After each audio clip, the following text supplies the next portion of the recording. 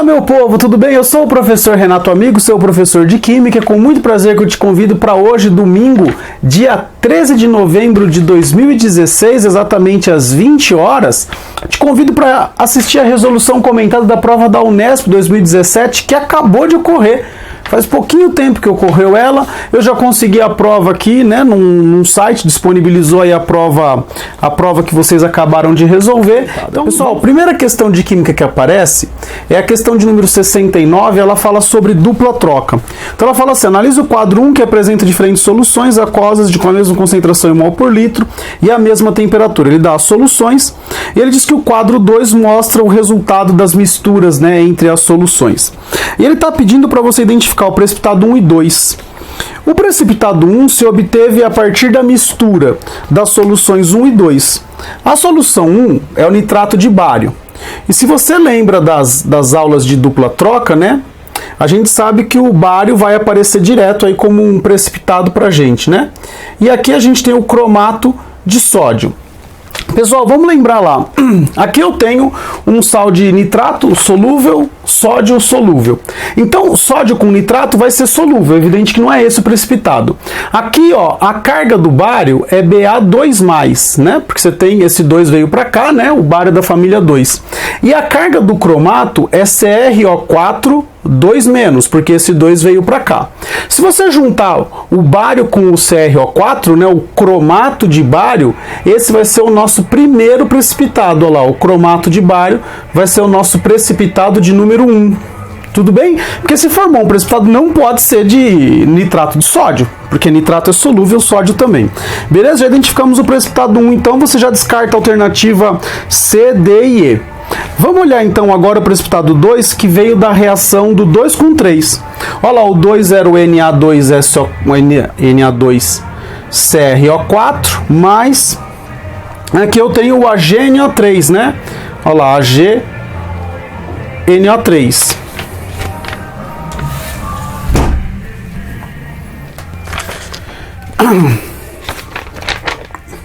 E aqui o que vai acontecer? Ó, de novo, o nitrato com o sódio solúvel.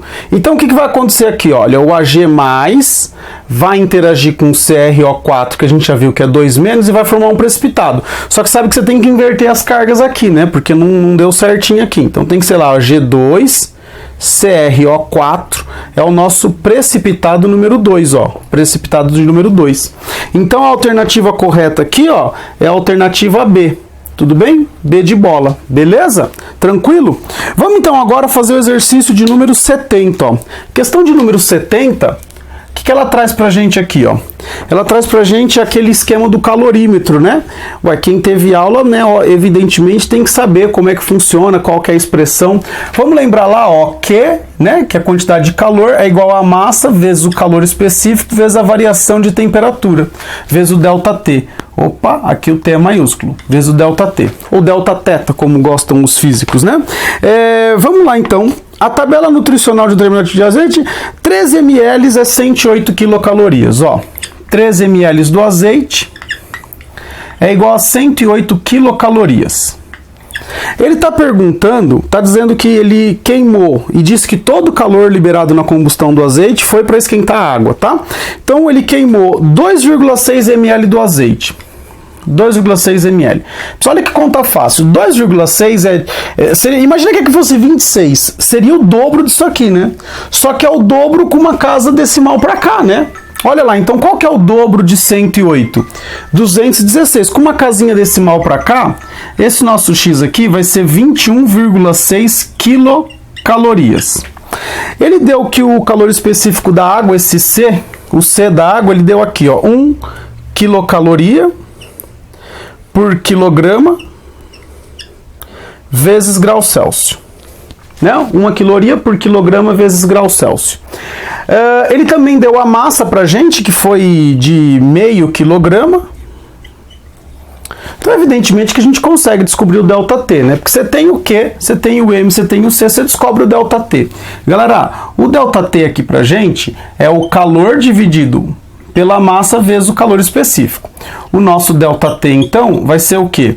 O 21,6 quilocalorias dividido por meio. Tudo bem? Dividido por meio aqui. Então o que que vai ser? Vai ser 21,6 vezes 2, né? Então o nosso ΔT aqui vai dar 43,2. Se a temperatura inicial era 20 e variou 43,2, então a nossa temperatura final só pode ser o que você já tinha mais o que variou, né? Então 63,2 graus Celsius. E aí a alternativa correta aqui, ó, alternativa D. Beleza? Vou dar uma saidinha aqui, se você quiser anotar alguma coisa, eu já vou apagar para voltar com os outros exercícios. Vamos lá, o exercício 71, ele fala sobre uma eletrólise, né? Ele fala que a eletrólise da solução aquosa do ácido sulfúrico, e ele quer saber qual foi o volume de H2 desprendido no cátodo, né? Então vamos lá. Ó, como que é a reação de descarga do hidrogênio no cátodo, né? 2H+, mais 2 elétrons viram H2. Então o que que você sabe? Você sabe que você tem 2 mol de elétrons para cada 1 mol de H2, beleza? Tudo bem? Ele disse aqui qual que era a constante de Faraday, né? 96.500 coulombs. Então aqui você vai ter 2 vezes 96.500 coulombs, né? E aqui 1 mol de hidrogênio, ele disse quantos ml que era, né? Ele disse aqui que era 25.000 ml. Beleza? Agora separa por aqui, por quê? Porque você não sabe qual foi a carga, né, envolvida para você descobrir qual foi o volume efetivamente desprendido lá de H2 nessa eletrólise. Para calcular isso, você tem que lembrar daquela expressão, né? O famosíssimo kit, né? A quantidade de calor é igual à intensidade de corrente vezes o tempo. Lembra quando a gente ensina eletrólise para vocês no colégio? A gente coloca que a intensidade da corrente é a quantidade de carga num certo intervalo de tempo, né? Para a eletrólise, normalmente eles dão a intensidade e o tempo a gente calcula a carga. Vamos calcular então, aqui ele disse que a intensidade é de 0,2 ampere e o tempo é de 965 segundos. Então o que que você vai ter aqui? Você vai ter o dobro disso aqui, né? 965 vezes 2, isso aqui vai dar 10, 13, vai 1, 18, 19, 193. Então você vai ter aqui, ó, 193 coulomb equivale a x ml. Beleza? Vamos então calcular aqui, ó. Nosso x vai ser igual 193 vezes 25.000 dividido, já vamos fazer essa conta aqui, ó. Por quê? Porque 2 vezes 96.500 vai dar 193.000. Ou 193.000, isso mesmo. Aí você corta esses 3 zeros com esses 3 zeros, esse 193 com esse 193, e olha só que conta complicada, né? Sobrou só 25 ml, que é a alternativa D de dado também, beleza? Tranquilo? Um exercício de eletrólise aí relativamente tranquilo de trabalhar. Por quê? Porque as contas que foram, né, propostas aqui são contas diretas, né? Você vê que deu para eliminar tudo aqui bem tranquilo, né? Vamos agora fazer então o exercício 72. E se você tiver curiosidade, volta lá na aula que eu dei as dicas da Unesp, gente. Presta atenção, olha o que eu falei, lembra? Que eu vim textos muito pequenos, geralmente 2 questões associadas ao mesmo texto. Né? E aqui ele está falando um texto, está adicionando um texto sobre o gluconato de cálcio, não é verdade? Então aqui, ó, a questão 72 e a questão 73 vai falar um pouquinho sobre o gluconato de sódio. Então deixa eu escrever a fórmula dele aqui, né? Eu não vou colocar a expressão aqui do jeito que tá, porque aqui tá tudo em 3D, né? Essas cunhas fechadas, cunhas abertas, né? Falam sobre a orientação no espaço do negócio, tudo bem? Eu não vou colocar assim não, mas você já sabe que é, né? Então não precisa. Ó, aqui dupla O menos, eu vou precisar de um cálcio 2+, então aqui para cá tem um OH, aqui para cá tem um OH, aqui para cá tem um OH, aqui para cá tem um OH. Beleza? A primeira questão ele diz assim, ó, qual é o número total de hidrogênios presente na estrutura do gluconato de cálcio? Então vamos contar, ó. 1, 2, 3, 4, 5, 6, 7, 8, 9, 10, 11. 11 aqui e aqui é igual aqui, né? Então total de 22 átomos de hidrogênio. Então, olha lá, 22 átomos de hidrogênio. Beleza? Isso aqui é a alternativa E de escola. Isso era só contar os hidrogênios dessa estrutura aqui, beleza? Já vou comentar um negocinho, porque no exercício 73, ele vai querer falar um pouco sobre um cálculo aí envolvendo isso aqui. Pessoal, presta atenção, a fórmula disso aqui, ó, aqui eu tenho uma carga negativa, aqui eu tenho uma carga negativa, né? Então eu preciso de duas dessas estruturas para cada um átomo de cálcio aqui. Tudo bem? Porque o cálcio tem carga 2+, beleza? Então o cálcio perdeu um elétron para cá, perdeu um elétron para cá e juntou. Tá bom? Então, presta atenção, para cada uma molécula do gluconato aqui, eu vou liberar um íon cálcio. Por que eu estou falando isso? Porque no próximo exercício ele vai fazer uma associação com o número de íons cálcio 2+. E você vai saber que a relação é sempre 1:1. A cada um gluconato, você vai liberar um cálcio 2+, beleza? Então eu vou dar uma licencinha aqui para você copiar e eu já volto fazendo o exercício 73 e 74, beleza? Bom, pessoal, vamos lá então. No exercício 73, ele está dizendo o seguinte, ó. Considere que a constante de Avogadro é 6 vezes 10 a 23 mol e que uma pessoa recebe uma dose de 10 ml de uma solução injetável do gluconato de cálcio a 10%. Qual que é o número total de íons cálcio que entrará no organismo dessa pessoa? Pessoal, ele dá no texto, né, a massa molar do gluconato, tudo bem? Beleza? Então você sabe que a cada 430 gramas de gluconato equivale a 1 mol, ou seja, equivale a 6 vezes 10 elevado a 23 moléculas de gluconato, mas como o número de moléculas está lá 1:1 com o número de cálcios, você pode dizer 6,0 vezes 10 a 23 íons cálcio 2+. Você sabe essa relação. Agora, qual que é o detalhe? É você descobrir qual é a massa que tem de cálcio dentro desses 10 ml que a pessoa vai injetar. E, de novo, você vai ter que olhar para o texto. Olha o que ele diz, que essa solução 10% é a mesma coisa que você dizer o seguinte, ó, 100 miligramas para cada 1 ml. Ele não injetou 10 ml no bucho da pessoa lá? O que vai acontecer aqui? Aqui você vai ter 1000 miligramas ou 1 grama, não é verdade? 1 grama. Então você coloca 1 grama aqui, ó, que é o tanto de gluconato que a pessoa injetou, né, na veia, sei lá, acho que foi na veia, né? É bom, foi injetável, deve ter sido na veia, né? E aqui você vai descobrir qual é o número de moléculas. Então o que você vai ter? 6 vezes 10 elevado a 23 dividido por 430. Você tem essa continha para fazer, ó, 6 dividido... Opa, não vai dar? 6 dividido por 430, né? Como é que faz isso? 0, 0, 0,0. Aqui vai dar 1 vezes 430, né? 430 para 600, 170. Você coloca um 0 aqui. Pessoal, você vai tentar o 4, né? Só que 4 vezes 30, 120, com 1.600 dá 1.720. Então, pessoal, é só você pensar um pouquinho. Se eu colocar o 4 aqui, vai ser um pouquinho maior. Então, tipo, não é 4, né? Mas é muito próximo de 4. Você não precisa terminar essa conta. Vamos ver o que vai dar aqui, ó. Se eu deslocar a vírgula para cá 1, 2 vezes, eu vou ter aqui aproximadamente 1,4. Aí eu desloquei 2 vezes, né? A potência, o número ficou menor, o número ficou maior, desculpa, a potência fica menor. Vezes 10 elevado a 21 íons cálcio 2+. Aí você dá uma olhada nas alternativas, gente. Olha só as alternativas. 7,1 vezes 10 a 22, não tem nada a ver. 1 vezes 10 a 23, não tem nada a ver. 5,5 vezes 10 a 25, não tem nada a ver. 1,4 vezes 10 a 21. E a letra E, 4,3 vezes 10 a 24. Pessoal, então aqui, ó, é letra D e você nem precisa terminar essas contas aqui, gente. É a primeira fase, galera. A primeira fase você teve 90 questões para fazer, aquela loucura, aquela pressão. Tem que fazer rápido, gente. Não tem jeito. Mas você vê que dá pra gente arredondar bastante, né? Quem tem aula comigo aí presencial sabe que eu peço para arredondar. E olha só, né? Eu peço e parece que dá para arredondar mesmo, né? Agora aqui, ó, a questão 74, gente, de novo, do mesmo jeito que eu já falei lá no vídeo, é uma questão de orgânica novamente. Se você ver, 72 foi orgânica, 74 também é de orgânica. E de novo vem um textinho falando sobre uma matéria-prima lá, indispensável para produção não sei o que lá. Então ele coloca aqui, ó, o etilbenzeno. E ele coloca aqui o estireno.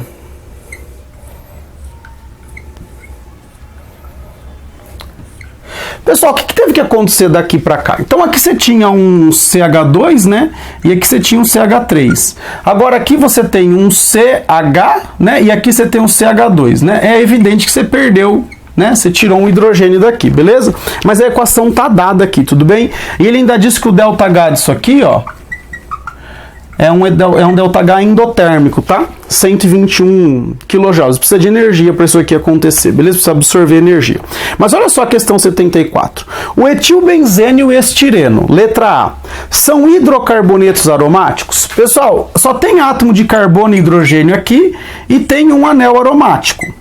Poxa vida, esse aqui é um hidrocarboneto aromático. Esse aqui também só tem carbono e hidrogênio e também, né, tem um anelzinho aromático. Então, os dois são hidrocarbonetos aromáticos, alternativa A de amor, tá? Não tem nem o que pensar, mas vamos ler as outras, vai. Apresenta carbono quaternário? Nenhuma apresenta. Esse aqui é terciário, né? Tá ligado em 3 carbonos, é o máximo que tem aqui. São isômeros funcionais? Não, porque não é a mesma fórmula, né? Esse aqui tem uma dupla a mais, portanto tem 2 hidrogênios a menos, né? Apresenta átomos de carbono assimétrico? Não, porque aqui todos têm dupla, aqui tem 2 Hs, aqui tem um CH3, aqui também não. Tudo bem? São isômeros de cadeia? Não, porque nem as fórmulas são iguais, beleza? Então aqui era a alternativa A direto, tá bom? Lembrar que orgânica básica cai bastante em vestibular também, beleza? Vou dar mais uma licença aqui para você terminar de copiar e na volta já coloco lá os últimos 2 exercícios, beleza? Fala pessoal, vamos lá, o exercício 75 fala um pouco sobre equilíbrio químico, olha só que interessante. Analisando a equação que estava aqui de obtenção do estireno, se você não copiou, volta aí um segundinho, você já copia. E considerando o princípio de Le Chatelier, é correto afirmar. Pessoal, olha só, letra A, a entalpia da reação aumenta com o emprego de um catalisador? Pessoal, o que aumenta é a velocidade, né? A entalpia continua sempre a mesma, né? Acessa lá as aulas de cinética que você vai entender isso, tudo bem? Então, nem a letra A nem a letra B pode estar certa, porque a entalpia nem aumenta nem diminui com o emprego de catalisador. Depois ele está dizendo o seguinte, ó, se você lembrar, se você olhar na equação, você tem assim, ó, o estireno aqui ele é gasoso nos reagentes, o etilbenzeno, o estireno é gasoso, e o hidrogênio também é gasoso. Então você tem 1 mol de gás nos reagentes e 2 mol de gás nos produtos, né? 2 moléculas gasosas. Pessoal, quando você tem número de mols diferentes de gases e você aumenta ou diminui a pressão, o equilíbrio é deslocado. Se você aumentar a pressão, desloca para onde tem menos partículas gasosas. Se você diminui a pressão, desloca para onde tem mais. Então a letra D está errada porque o aumento da pressão interfere sim. E a letra E está dizendo que o aumento da temperatura não interfere na formação. Só se há um equilíbrio, ele disse lá que estabelecia um equilíbrio, aumentar a temperatura, além de influenciar no equilíbrio, ainda altera o K. Né? Então é o que mais altera as coisas aí, é justamente a temperatura. Então só sobrou pra gente a letra C. Olha o que ele está dizendo, o aumento da temperatura favorece a formação do estireno. Lembra que eu falei que a reação tinha um ΔH maior que 0? Ela era endotérmica, então ela absorve calor. Pessoal, o que que é? Ó? Se eu aumentar calor, se eu der calor para a reação, aumentar a temperatura, ela vai tentar contrariar isso que eu estou fazendo pelo princípio de Le Chatelier. O que que ele vai fazer? Ele vai querer absorver. Deixa eu só pôr a setinha aqui. Ele vai querer absorver essa energia que eu dei a mais para ela. Então ela vai deslocar para cá, para o lado endotérmico, que é justamente a formação do estireno. Então aqui é a alternativa correta, a alternativa C de casa. Beleza? Pessoal, e o último exercício, ele dá uma relacionada aqui com algumas enzimas. Então fala um pouco aí da bioquímica da coisa, né? Esse exercício 76 aqui, ó. Então ele está dizendo assim, o quadro resume 6 classes de enzima e o tipo de reações que catalisa. A óxido redutases, óxido redução, transferases, transferência de grupo, hidrolases, a hidrólise, liases, adição de grupos a duplas ligações ou remoção de grupos formando dupla ligação.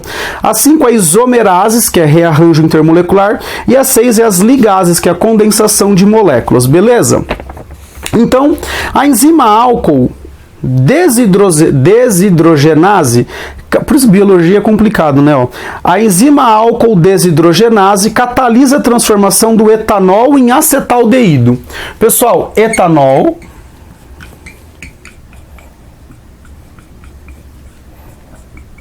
né? Em acetaldeído. Vai virar um aldeído.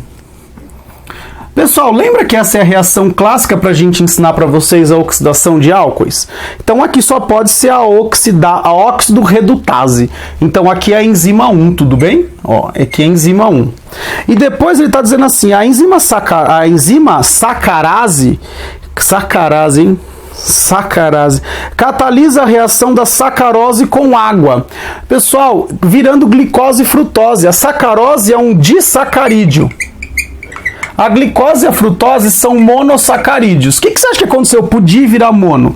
Imagina, o di é tipo assim, né? É XX. E o mono é X sozinho. Então você quebra. Se você quebrou com água, você fez uma hidrólise, né? Então é a hidrolase, que promove a hidrólise, beleza? Então aqui é 1 e 3.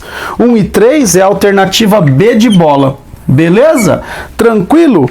Gente, com isso, a gente finaliza aí a resolução da prova da Unesp. A prova acabou de acontecer. Muitos de vocês ainda nem estão em casa, né? Imagino que acabaram de chegar, que tomaram um banho, comeram alguma coisa.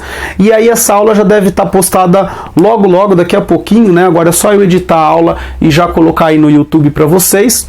Eu espero que vocês tenham gostado. Se você chegou até aqui, o meu comentário da prova é que, como qualquer prova vestibular, uma prova assim, dos grandes vestibulares, né, uma prova muito bem feita.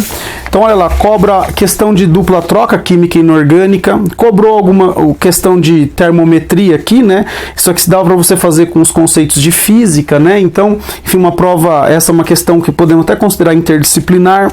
Cobrou uma eletrólise, como a gente disse, todo ano cai alguma coisa relacionada à eletroquímica. Cobrou questão de orgânica, cobraram duas questões de orgânica, assim, questões um tanto quanto simples. Talvez o aluno pode até ter se confundido de tão simples que estava. Você vê que cobrou um cálculo químico aqui na 73, né? Que é aquela história do número de íons, cálcio 2+. Cobrou um deslocamento de equilíbrio e cobrou aí uma questão relacionando com biologia, né? Uma questão aí mais de bioquímica, mas que você tinha que conhecer de reações, né? Para você poder resolver essa questão. Se você não teve bioquímica no teu colégio, se você não teve reações orgânicas, né? Para você saber que aqui aconteceu uma oxidação, né? Então você não teria muito condição de resolver.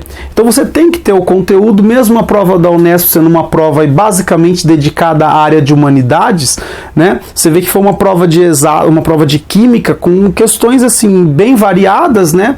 Então você tinha que saber desde ligação, né, até reações orgânicas, e a gente passou aí por cinética, por equilíbrio, por termoquímica. Então foi uma prova, na minha opinião, boa, dentro do que eu estava esperando, porque também não tem muito como fugir, né? Já tem uma tendência o vestibular.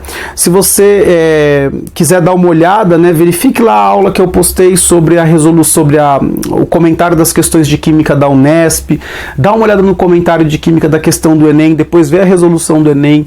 Você vê que as provas apresentam tendências e elas são mais ou menos que seguidas pelas bancas, né? Não tem muito grandes mudanças, né, ao longo dos anos aí nos vestibulares.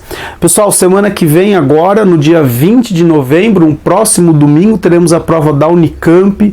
Muito cuidado com as questões da Unicamp. As questões da Unicamp, elas são simples, mas elas acabam te confundindo um pouquinho. Leia toda a alternativa, porque às vezes a alternativa começa certa, termina errada, né? Então eu espero que vocês tenham feito uma boa prova da Unesp. Eu espero que todos vocês tenham obtido sucesso, que consigam aí passar para a segunda fase. Agradeço demais se você ficou até agora assistindo esse vídeo, né? Se você confia aí na nossa resolução, eu agradeço bastante. E o que eu tenho a dizer é só beijo e até a próxima.